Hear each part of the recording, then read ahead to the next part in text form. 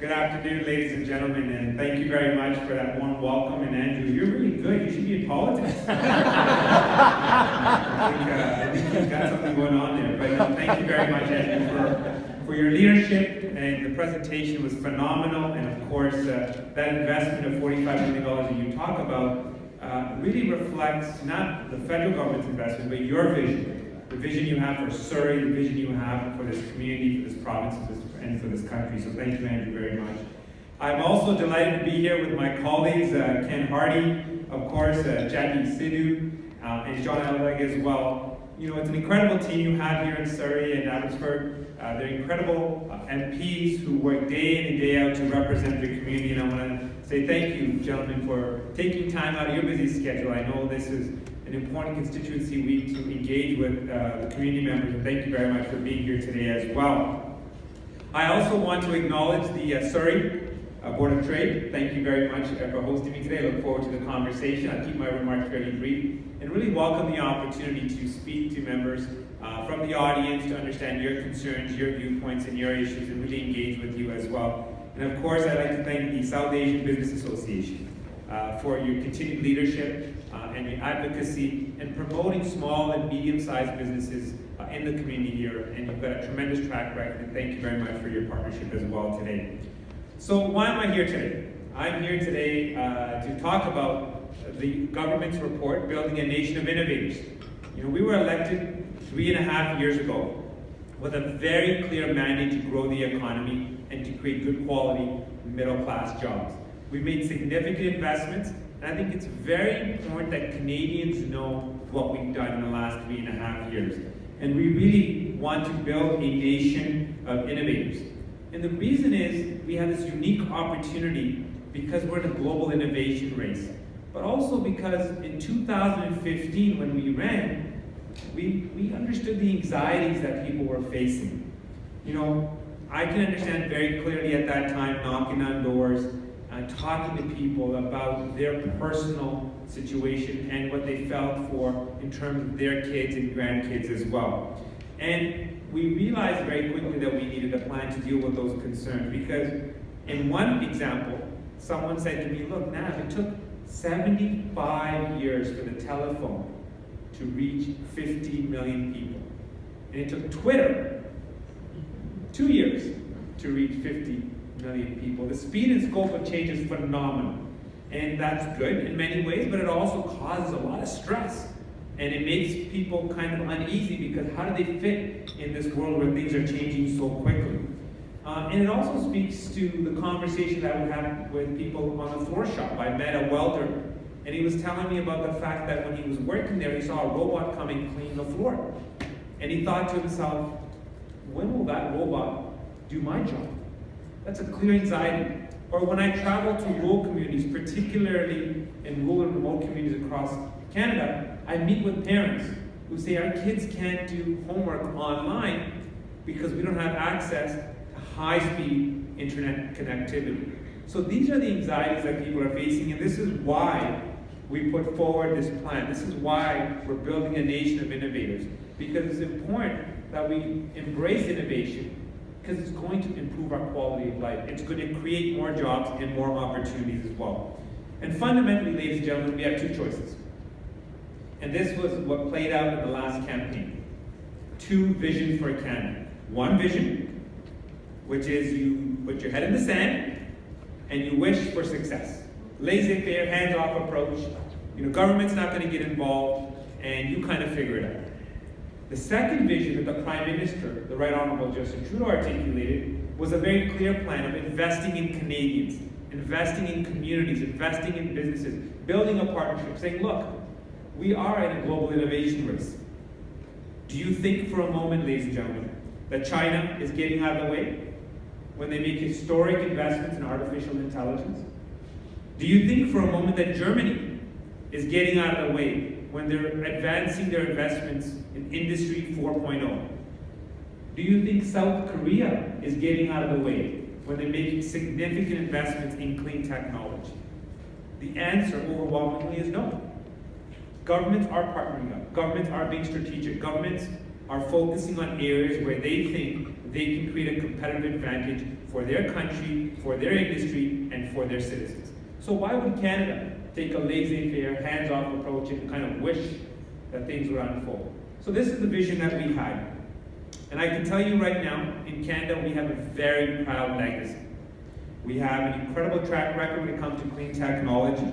If you look at the global clean tech 100 list, 13 companies, or 12 actually, got corrected me on the way here, 12 companies were Canadian. 10 of those companies received funding from Sustainable Development Technology Canada, a program that we put in place to help commercialize ideas in the clean tech sector. And 8 of those companies, ladies and gentlemen, are right here in beautiful British Columbia. So,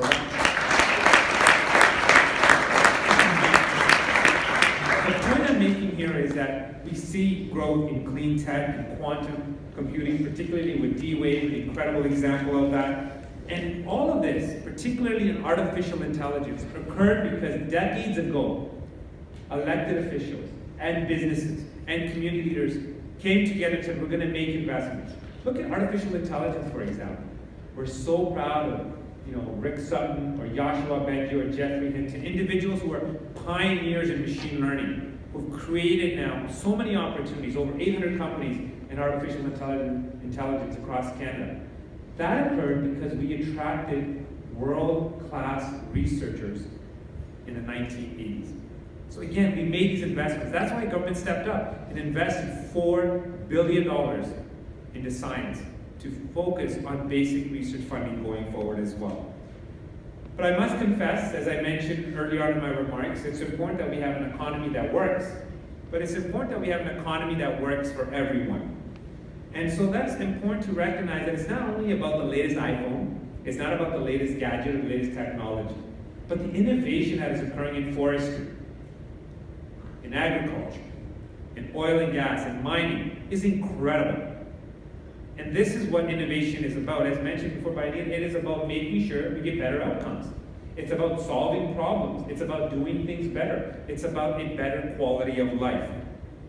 And so from my perspective, it's really, really important that we focus on the inclusive aspect, where if we want innovation to succeed, and we want to make sure we avoid the challenges of globalization or trade, or what we're seeing in terms of nationalism or populism or the anti-immigrant sentiment, we have to demonstrate that innovation is benefiting the many.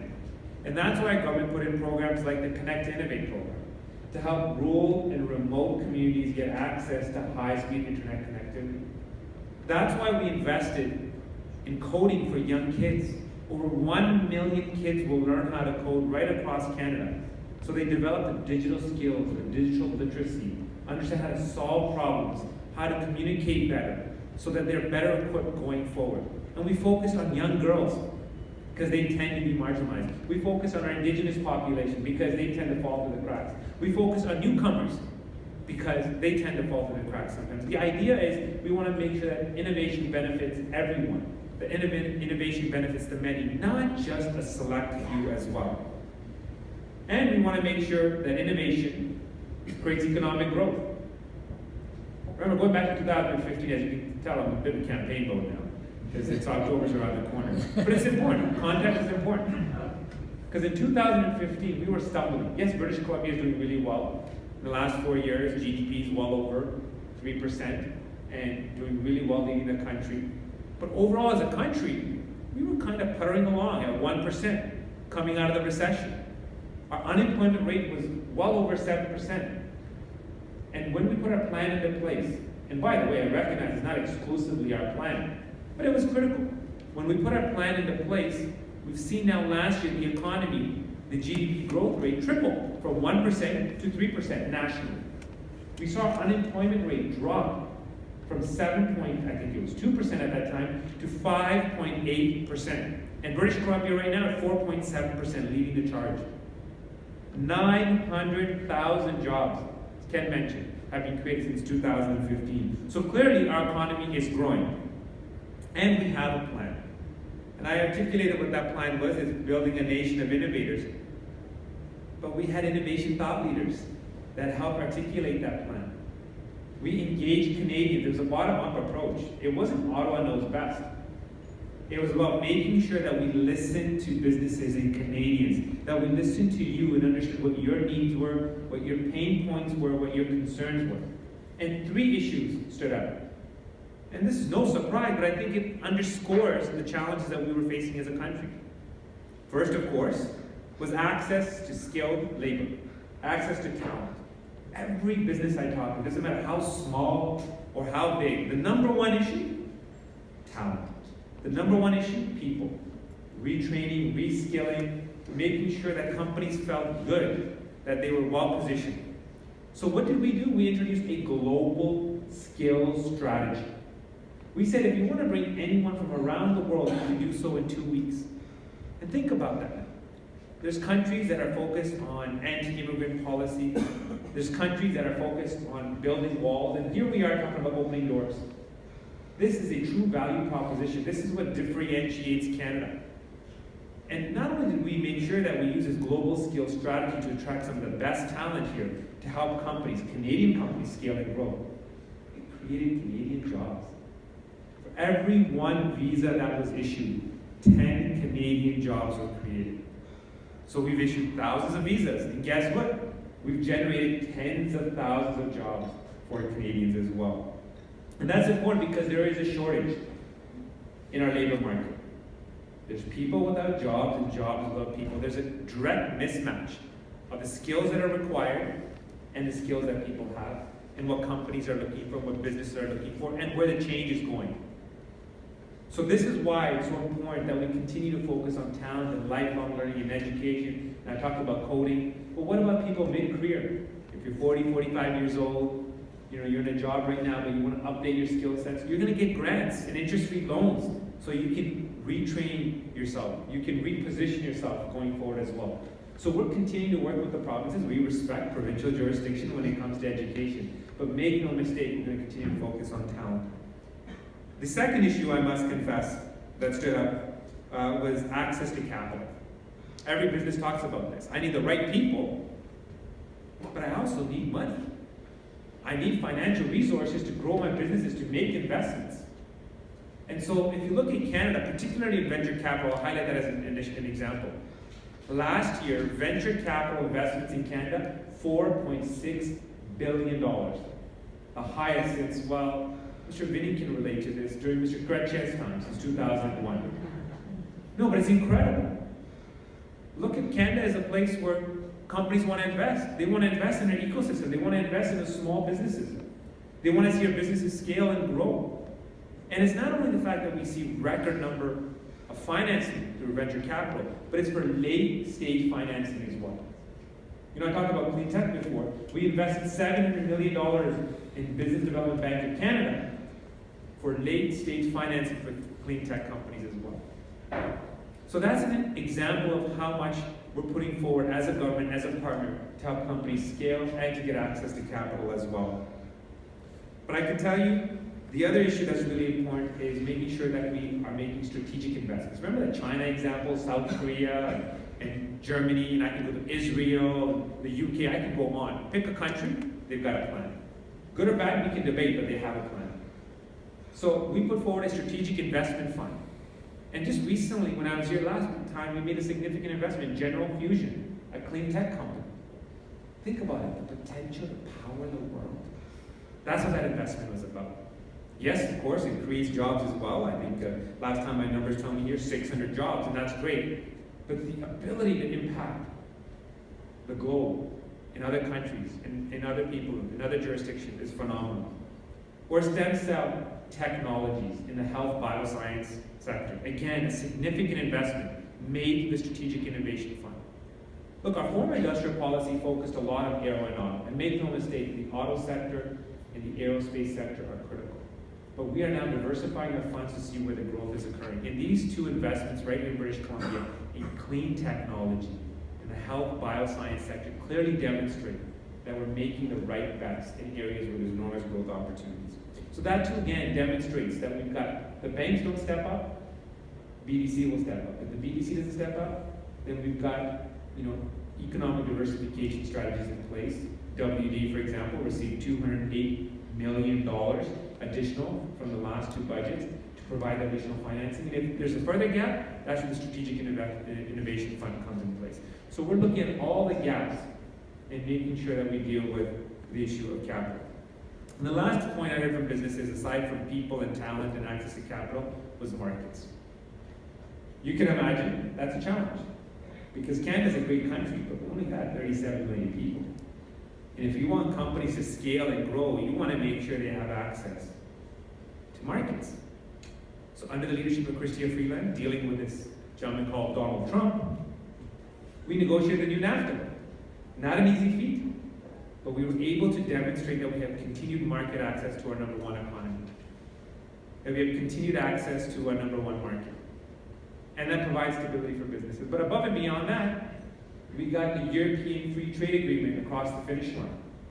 That's another 500 million people. And to top it all up, CPTPP. A lot of letters. Bottom line is, we have access to Asia, and Japan being a key market, another 500 million people. That's 1.5 billion people that Canadians now have access to because of the free trade agreements we put in place. The challenge is not just signing the free trade agreements. Now we've got to make sure businesses take advantage of it. And that's where the Surrey Board, the Surrey Board of Trade comes into place. Because we need boards of trade like Surrey to work with businesses to access these markets. And this is why we've also invested in our trade commissioners as well. And if I say, colleagues, what does success look like? The Prime Minister is asking often now, we're investing all this money. You put forward this report for Canadians, but what does success look like? And I tell them, I'd like to see 10 to 20 Shopifys. I'd like to see 10 to 20 stem cell technologies. I'd like to see 10 to 20 General Fusions grow and become global leaders. That's what success looks like. Canadian companies that have an incredible national presence, but also will succeed internationally as well. Where the head office is located in Canada, where they do the research and development in Canada, where they make sure that their marketing and sales is in Canada. That means more jobs for us, and the fathers and young girls, more jobs for our kids. And that's really the anxiety that I was talking about in 2015. That's when I was knocking on doors. That's what people were worried about. When I talked about that Twitter example, the telephone example, and the speed and scope of change, people know something's going on. There's a lot of things happening out there. But does this government have a plan? You bet your bottom dollar we do. And that plan is working, and it is making a difference as well. But I can tell you right now, I'm really hopeful and optimistic. Because this is just the beginning. It's not one budget, it's not one program, it's not one policy. It's a multi-year effort. This report to Canadians is to demonstrate that we've made progress, but we have a lot more to do. Hence the second mandate, that we're going to have to earn the trust of Canadians to explain, stick with us, because we have a plan that's going to create more jobs and more growth in the economy. And I'm also hopeful because this is the best country in the world. My father came here in 1972, landed in Toronto in December. I think if he had it his way, he should have been Vancouver, the weather's much better. But he landed in Toronto, spoke very little English, met some young Italians who took him in, taught him how to speak Italian. His name is Bolvinder, and they took the Vinder part and called him Vince, Vincenzo. And he learned how to speak Italian before he learned how to speak English. Only in Canada. Only in Canada, the best country in the world. And he learned how to make cabinets. And at that time, he was a big, big fan of Pierre Elliott Trudeau.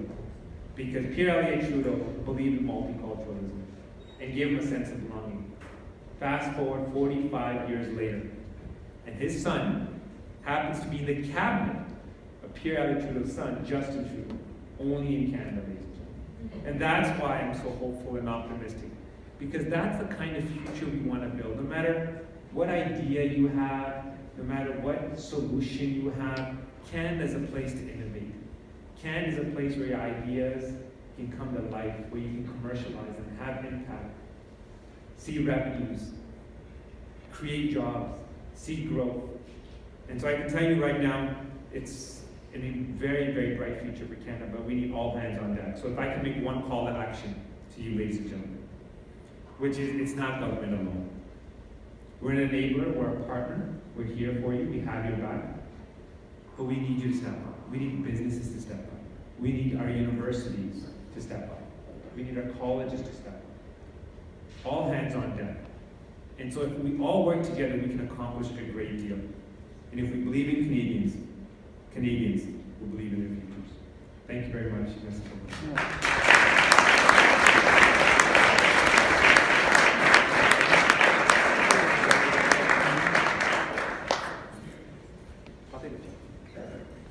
Okay, so ladies and gentlemen, I'm just going to ask the minister just a couple of questions.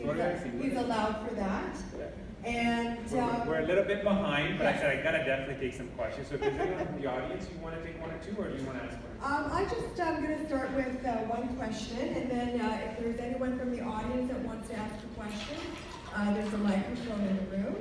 And just anyone who does have a question, just email them to me, Anita@businesssurrey.com, and we'll make sure your questions are responded to. So